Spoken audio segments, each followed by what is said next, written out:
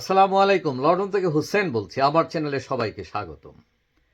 এই যে কোটা আন্দোলন শুরু হয়েছে, চলছে, এই কোটা আন্দোলনে প্রায় 211 জন মানুষ মৃত্যুবরণ করেছেন। দেশে ইন্টারনেট ছিল না, কারফিউ ছিল, এখনো আছে, এবং হাজার হাজার লোক আহত হয়েছেন, হাজার হাজার লোক গ্রেফতার হয়েছেন, বড় বড় স্থাপনায় আগুন দেওয়া হয়েছে, ধ্বংস করা হয়েছে।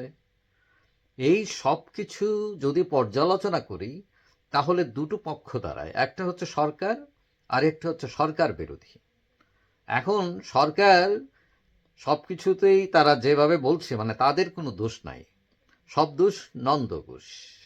আবার বিরোধীরা বলছে যে আমাদের এই দাবি, এই এই করতে হবে, সেই করতে হবে, আমাদের 9 দফা। এখন যারা আমজনতা, যারা রাজনীতি করেন না, সাধারণ মানুষ, তাদের মনে অনেক প্রশ্ন দেখা দিয়েছে। বিশেষ করে অনেকেই মনে করেন যে আওয়ামী লীগ সরকারের দূরদর্শিতার অভাব অথবা তাদের অবহেলার কারণে যে আন্দোলন শুরুতেই শেষ হয়ে যেতে পারত, সেটা আজকে এই পর্যন্ত এসে ঠেকেছে। Excuse me. এখন সরকারের কাছে মানুষের কিছু প্রশ্ন আছে। আমি জানি যে এইসব প্রশ্ন কোনো উত্তর কেউ দেবে না। তারপরেও এই প্রশ্নগুলো রাখতে চাই সরকারের কাছে, যে দয়া করে মানুষের, সাধারণ মানুষের এই কথাগুলো আপনারা আমলে নিয়ে নিজেরাই নিজেকে উত্তর দিতে পারেন কিনা, তাহলে সমাধান পেতে একটু সহজ হয়। কথা হলো, আজকে কাদের বলেছেন যে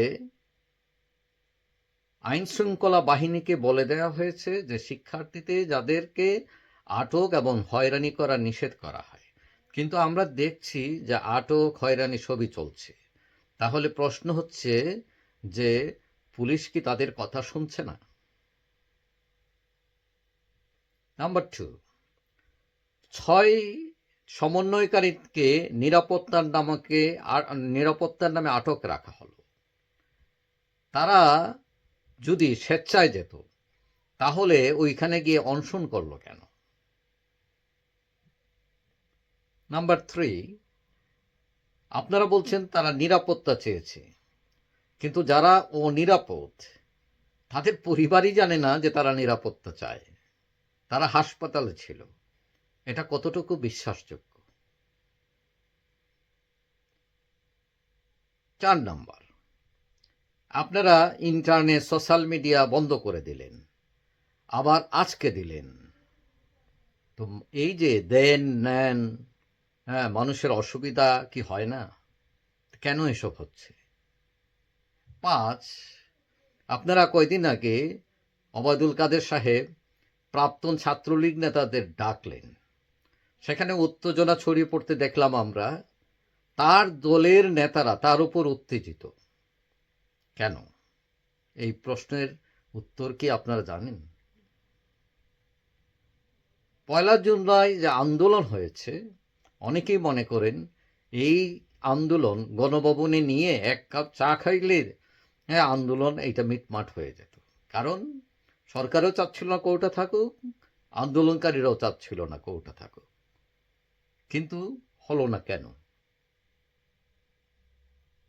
আরেকটা কথা, যেমন রাজাকার বলে আপনারা ছাত্রদেরকে বললেন, আসলে কি এখানে সব ছাত্ররা রাজাকার? সব পরিবারের মানুষ রাজাকারের পরিবার থেকে এসছে তারা? না, সেখানে মুক্তিযুদ্ধ পরিবারের লোকও আছে, নির্দলীয় মানুষও আছে, যাদের জন্ম স্বাধীনতার অনেক পরে, তারা রাজাকার হয় কি করে?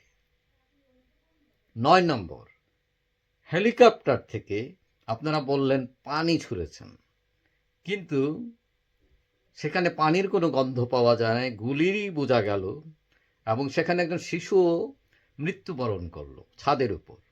নিচ থেকে কেউ গুলি করলে সেটা তো ছাদের উপর মরার কথা না, উপর থেকে গুলি করলেই মানুষ ছাদে মরতে পারে। এটা সাধারণ কোয়েশ্চন। তাহলে এটা কেন বললেন আপনারা? 10 নাম্বার, আপনাদের অনেকগুলো গোয়েন্দা সংস্থা আছে, এদের কাজ কি? আপনারাই বলছেন ঢাকায় 1 লক্ষ সিম ঢুকেছে। আপনাদের যে স্পর্শকাতর স্থাপনাগুলো আছে, বিটিবি, মেট্রো রেল, এইসব, এগুলো আঘাত হানতে পারে, পেট্রোল দিয়ে জ্বালিয়ে দিতে পারে। তো আপনাদের গোয়েন্দা সংস্থাগুলো এগুলো ঠিক বুঝতে পারলো না কিছুই। আপনাদের কোনো নিরাপত্তার ব্যবস্থা রাখলেন না। তাহলে এদের ব্যবস্থা নিয়েছেন আপনারা? কাদের সাহেব বলেছেন যখন আন্দোলন শুরু হয়েছে তখন বলছেন যে ঠিক আছে, ওইটা ছাত্রলীগ দেখবে। ছাত্রলীগ কি সরকারের কেউ যে তারা দেখবে এটা? তারা কি সরকার? 12 নম্বর, আমরা ভিডিওতে দেখলাম যে গুলি ছুড়ল পুলিশ, সেখানে সাইদ মারা গেলেন।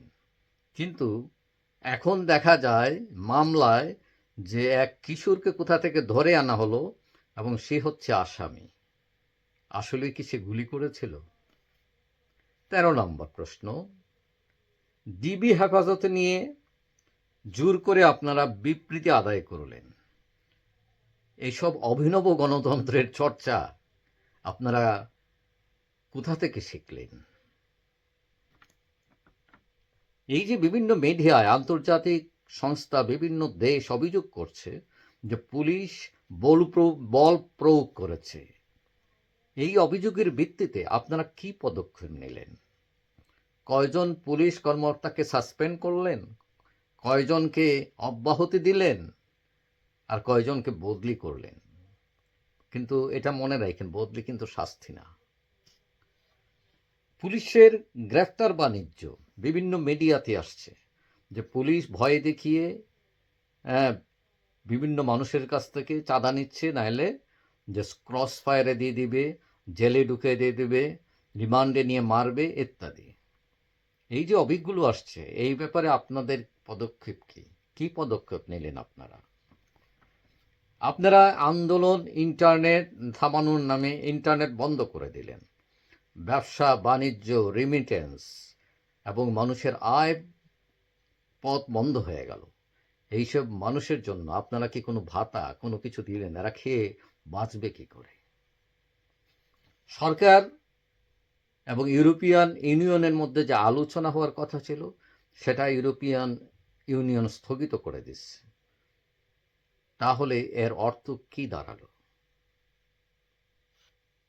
18 নম্বর, ইন্টারনেট ও সোশ্যাল মিডিয়া বন্ধ করে আপনারা কি মনে করেন যে এই শুধু পুলিশ দিয়ে এই আন্দোলন থামানো যাবে? 19 নম্বর, জামাত শিবিরকে নিষিদ্ধ করেছেন আপনারা। এটা নিষিদ্ধ করার আগে এটা একটা সামাজিক আন্দোলনের মধ্যে পড়ে। আপনারা 14 দল, যাদের বেশিরভাগ দলের সাইনবোর্ড ভিত্তিক দল, যাদের সাথে মানুষের সম্পৃক্ততা নেই বললেই চলে, এদের সাথে কথা বলেই আপনারা আলোচনাটা নিয়ে নিলেন। তাহলে এই যে সুধী সমাজ, শিক্ষাবিদ, শিল্পবোদ্ধা, তাদের তো আপনার কোনো গ্রাহ্যই করলেন না, কারোর সাথে কোনো কথাই বললেন না। তাহলে এটা কি সঠিক হলো? সবশেষে 20 নম্বর প্রশ্ন, এই সরকার যা করছে সেখানে কি জবাবদিহিতার কোনো পথ খোলা আছে কিনা? সরকার তার কার্যকলাপের মধ্যে জবাবদিহিতার পথ খোলা রেখেছে কিনা? এই প্রশ্নগুলোর উত্তর যদি নিজেরাই নিজেদেরকে দেন, আশা করি ভুলটা বেরিয়ে আসতে পারে, তাহলে একটা পথও বেরিয়ে আসতে পারে। যাই হোক, সবাই ভালো থাকবেন। আর যারা আমার চ্যানেল সাবস্ক্রাইব করেন না, ইচ্ছে করলে করতে পারেন, তাহলে পরবর্তী ভিডিও আপনার কাছে অটোমেটিক চলে যাবে। সবাই ভালো থাকবেন।